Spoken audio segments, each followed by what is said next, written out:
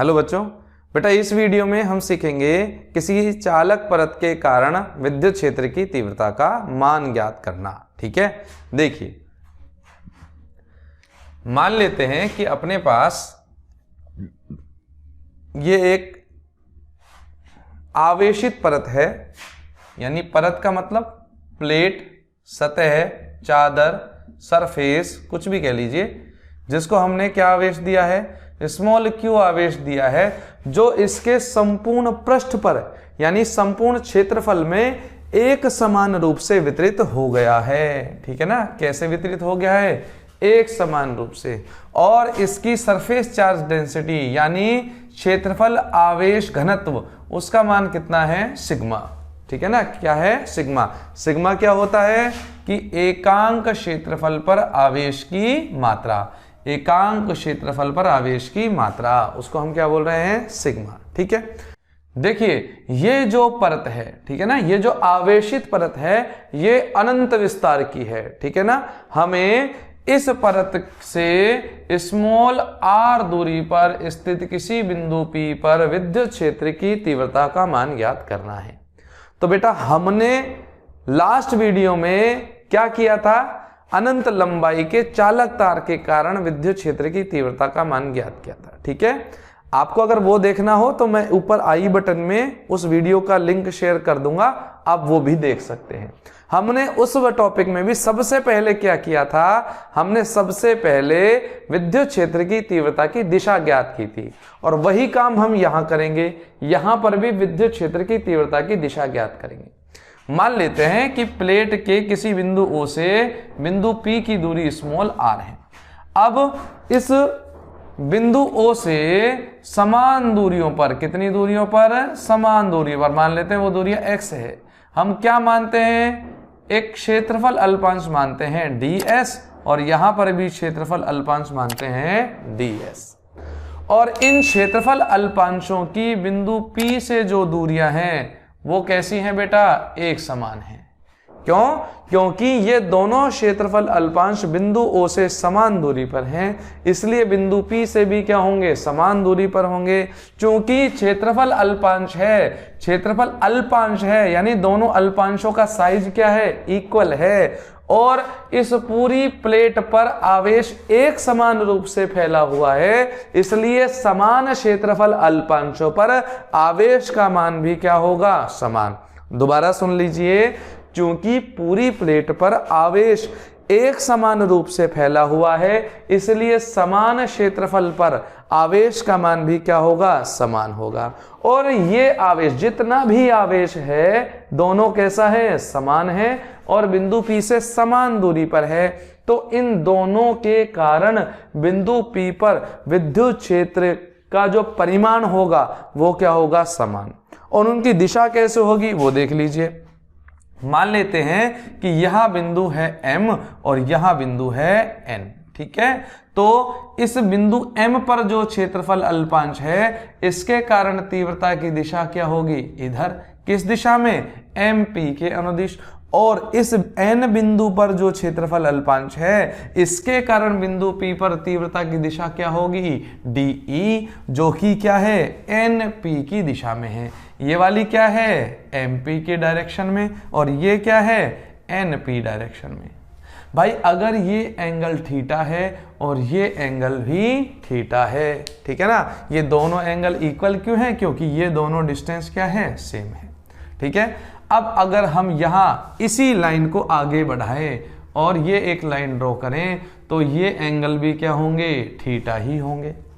तो जैसे हमने लास्ट टॉपिक में किया था, इन तीव्रताओं को घटकों में विभाजित करेंगे, इन इंटेंसिटीज को कंपोनेंट्स में रिजोल्व करेंगे, तो इनके क्षैतिज घटक, देखो इस D का थीटा की डायरेक्शन में घटक क्या मिलेगा, DE cos थीटा।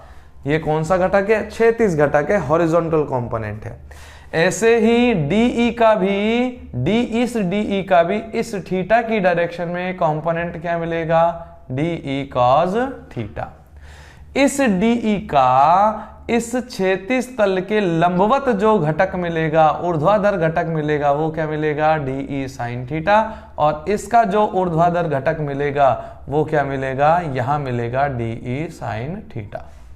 बेटा हमें यह तो पता है कि दोनों ही आवेशों के कारण तीव्रता का परिमाण क्या है, समान, और तीव्रता, समान तीव्रताओं के समान घटक यानी डी साइन थीटा यहां है और यहां पर भी क्या है, डी साइन थीटा है। ये दोनों ऊर्ध्वाधर घटक परिमाण में समान है लेकिन दिशा में कैसे हैं, विपरीत हैं, इसलिए एक दूसरे को कैंसिल कर देंगे। किंतु ये दो क्षैतिज घटक समान दिशा में होने के कारण जुड़ जाएंगे और इसीलिए बिंदु P पर इस आवेशित प्लेट के कारण विद्युत क्षेत्र की तीव्रता की दिशा क्या मिलेगी, इस प्लेट के लंबवत। ठीक है, तो हमने प्लेट के कारण बिंदु P पर विद्युत क्षेत्र की दिशा ज्ञात कर ली है, जो कि कैसे मिल रही है, आवेशित प्लेट के, आवेशित चालक, आवेशित सतह के कैसे मिल रही है, लंबवत मिल रही है। अब हम विद्युत क्षेत्र का परिमाण ज्ञात करेंगे, किसके नियम की सहायता से, गाउस के नियम की सहायता से। ठीक है, देखिए देखिए ये कोई आवेशित प्लेट है जिस पर Q आवेश एक समान रूप से वितरित है। इसके बिंदु O से स्मॉल r दूरी पर कोई बिंदु P है और जिस पर हमें विद्युत क्षेत्र की तीव्रता का मान ज्ञात करना है। तो इसके लिए हम क्या करते हैं, एक बंद गाउसियन पृष्ठ की कल्पना करते हैं जो कैसा हो, एक सममित आकार का पृष्ठ हो। तो मुझे इस समय सममित आकार का पृष्ठ कैसा ध्यान में आ रहा है कि भाई मैं एक बेलनाकार पृष्ठ बना दूं। कैसा पृष्ठ बना दूं, बेलनाकार। देखो यहां से यहां तक की दूरी कितनी है, r है, तो ये पीछे भी स्मॉल r दूरी तक लेना पड़ेगा, तभी तो इस प्लेट के सापेक्ष ये पृष्ठ कैसा होगा, सममित होगा, सिमेट्रिकल होगा। ठीक है, यानी कि हमने देखो ये दूरी कितनी है, r, ये दूरी कितनी है, r, तो हमने क्या किया है, एक 2r लंबाई के, कितनी लंबाई के, 2r लंबाई के बंद बेलनाकार गाउसियन पृष्ठ की कल्पना की है। और इस गाउसियन पृष्ठ का जो अनुप्रस्थ काट है या ये जो सर्किल है, इसका क्षेत्रफल हम मान लेते हैं s। हम क्या मान लेते हैं, s मान लेते हैं। यहां त्रिज्या की आवश्यकता नहीं है। क्यों नहीं है, हम आगे बताएंगे। तो बेटा मुझे एक बात बताओ, जब ये बेलन इस प्लेट में घुसेगा ऐसे, ठीक है ना, तो इस प्लेट का कितना भाग काट देगा, या मैं यूं कहूं कि इस प्लेट का कितना क्षेत्रफल इस बेलन के अंदर आएगा, क्या s क्षेत्रफल ही बेलन के अंदर आएगा, बोलो हाँ या ना। और इस चालक प्लेट का ध्यान दे लेना, इस चालक प्लेट का पृष्ठ आवेश घनत्व यानी कि एकांक क्षेत्रफल पर आवेश की मात्रा कितनी है, सिग्मा। ठीक है, देखो सिग्मा होता क्या है, Q बाई S, बोलो हाँ या ना। सिग्मा क्या होता है, Q बाई S। तो इस S क्षेत्रफल में आवेश का मान यहां से क्या सिग्मा इंटू S नहीं आ जाएगा। भाई पृष्ठ आवेश घनत्व, सरफेस चार्ज डेंसिटी कितनी होती है, एकांक क्षेत्रफल पर आवेश की मात्रा। भाई मैं ये कह रहा हूं कि यूनिट एरिया पर चार्ज कितना है, Q, तो S एरिया पे चार्ज कितना आएगा, सिग्मा इंटू S। तो यही तो लिखा है मैंने, ध्यान देंगे ये बात। तो मैं ये यहां लिख देता हूं कि Q की वैल्यू क्या होगी, सिग्मा इंटू S। अब हम क्या करेंगे, हम ये करेंगे कि इस बेलनाकार गाउसियन पृष्ठ के भी 3 हिस्से कर लेंगे, इसको 3 भागों से मिलकर बना हुआ मान सकते हैं। क्यों मानेंगे, 3 हिस्से क्यों करेंगे, पूरे का एक साथ क्यों नहीं करेंगे, वो अभी हम जब कैलकुलेशन करेंगे तो समझ में आएगा। हम फिलहाल क्या करते हैं, एक पृष्ठ S1 ये ले लेते हैं, एक पृष्ठ S2 ये ले लेते हैं और एक पृष्ठ S3 ये ले लेते हैं। इन तीनों ही पृष्ठों पर हम, जैसे ये बिंदु P है, यहां पर हम एक क्षेत्रफल अल्पांश की कल्पना करते हैं और जिसकी दिशा कहां होगी, इधर। यहां पर भी एक क्षेत्रफल अल्पांश की कल्पना करते हैं जिसकी दिशा कहां होगी, इस पृष्ठ के कैसी होगी, लंबवत। और इधर भी एक क्षेत्रफल अल्पांश की कल्पना कर लेते हैं जिसकी दिशा कहां होगी, इस वाले पृष्ठ के कैसे होगी, लंबवत। क्लियर है क्या। अब सुनिए, हम चालक प्लेट के कारण विद्युत क्षेत्र की तीव्रता की दिशा निकाल चुके हैं।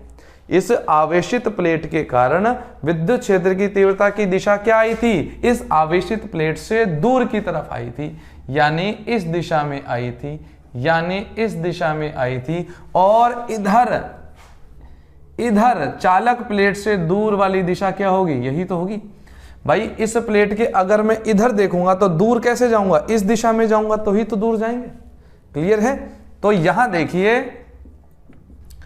अगर मैं इस पहले पृष्ठ पर ई वेक्टर, हम जैसे पहले देखा था ना, ऐसे ही अब देखेंगे। क्या? Angle between E vector and D S vector, ठीक है ना। तो यहां देखिए, विद्युत क्षेत्र और क्षेत्रफल सदिश के मध्य कोण θ1 कितना है? 0। यहां विद्युत क्षेत्र और क्षेत्रफल सदिश के मध्य कोण θ2 कितना है? 90 डिग्री। और यहां पर भी विद्युत क्षेत्र और क्षेत्रफल सदिश के मध्य कोण θ3 कितना है? 0 डिग्री। ठीक है। अब फ्लक्स की परिभाषा क्या कहती है? कि भाई फ्लक्स की परिभाषा कहती है फाई की वैल्यू होती है E डॉट ds। ठीक है ना। तो इस पूरे को ही क्यों नहीं मान रहे एक साथ? तो बेटा देखिए कि जब हम E ds cos थीटा करेंगे तो तीनों ही पृष्ठों के लिए थीटा की वैल्यू क्या आ रही है? अलग अलग आ रही है। तो अगर हम सिंगल लिखेंगे तो कौन सा एंगल लिखेंगे भाई? ठीक है ना। तो इसलिए हम तीनों पृष्ठों का अलग अलग फ्लक्स निकालेंगे। तो पहले पृष्ठ के लिए आ जाएगा integration S1 E ds cos θ1। दूसरे पृष्ठ के लिए क्या आ जाएगा? E ds cos θ2। और तीसरे पृष्ठ के लिए आ जाएगा E ds cos θ3। कौन से पृष्ठ के लिए? S3 के लिए। आगे देखिए, E ds cos θ1, बेटा θ1 की वैल्यू कितनी है? 0 डिग्री। तो हम लिख देते हैं 0 डिग्री। E ds cos θ2, बेटा θ2 की वैल्यू कितनी है? देखना वहां पे 90 डिग्री है। और ऐसे ही E ds, ये S1, ये S2 सरफेस और ये S3 surface, E ds cos θ3, θ3 कितना है अपने पास? ये भी 0 डिग्री है। तो आगे देखिए फाई की वैल्यू क्या होगी? S1, बेटा cos 0 की वैल्यू कितनी होती है? 1। तो हम लिख देंगे E ds cos 90 की वैल्यू कितनी है? 0। तो ये टर्म क्या हो जाएगी? कैंसिल। E ds cos 0 की वैल्यू क्या होती है? 1 होती है 4s3। हमने पहले ही इन पृष्ठों का क्षेत्रफल मान लिया था कितना? S। क्या मान लिया था? S। कौन से पृष्ठ बचे हैं? S1 और S3, S1 और S3। और इनका जब इंटीग्रेशन करेंगे, ठीक है ना बेटा, यहां से भी क्या आ जाएगा? E बाहर, और क्या रह जाएगा? ds। यहां से भी E बाहर, क्या रह जाएगा? ds। या तो ऐसे कर लो या फिर इसको ऐसे कर लो, 2E इंटीग्रेशन ds। ठीक है। और इस ds का, भाई यहां पर क्षेत्रफल अल्पांश माना है ना, इस ds का समाकलन करेंगे तो ये पूरा पृष्ठ आएगा। और इस पूरे पृष्ठ का क्षेत्रफल कितना है? s।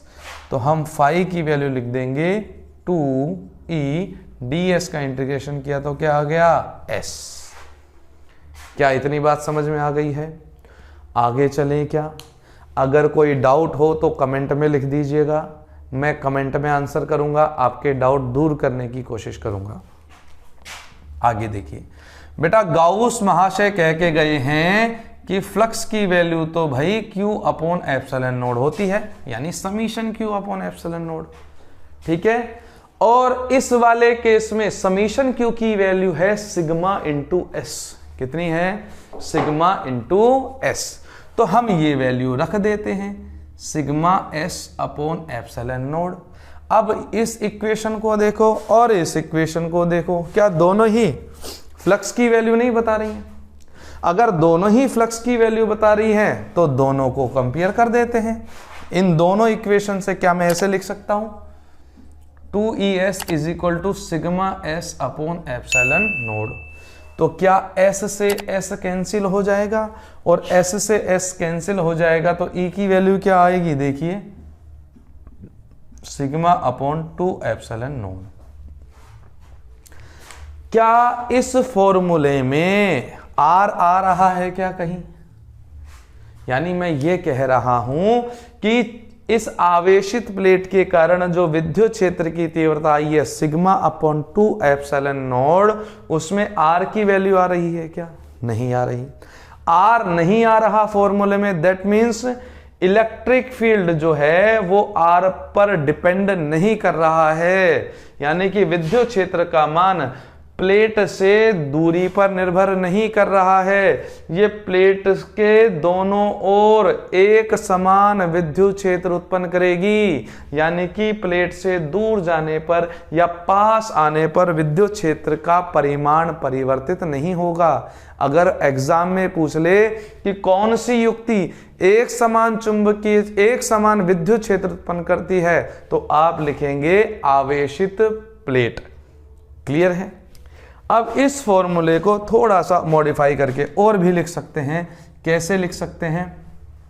देखिए, अगर मैं ऊपर 2 पाई से मल्टीप्लाई कर दूं और नीचे भी 2 पाई से मल्टीप्लाई कर दूं, तो देखो क्या बन जाएगा। ई की value sigma upon 2 epsilon not तो है ही, मैंने 2 पाई से ऊपर नीचे मल्टीप्लाई किया है, तो देखो ऊपर बन गया 2 पाई सिग्मा, 2 पाई सिग्मा, नीचे क्या बन गया 4 पाई एप्सिलॉन नॉट। और हमें पता है कि 1 अपॉन 4 पाई एप्सिलॉन नॉट कितना होता है के, तो इसके प्लेस पे क्या रख देंगे के, तो ये हो जाएगा 2 पाई सिग्मा के। तो एक फॉर्मूला ये भी बन सकता है।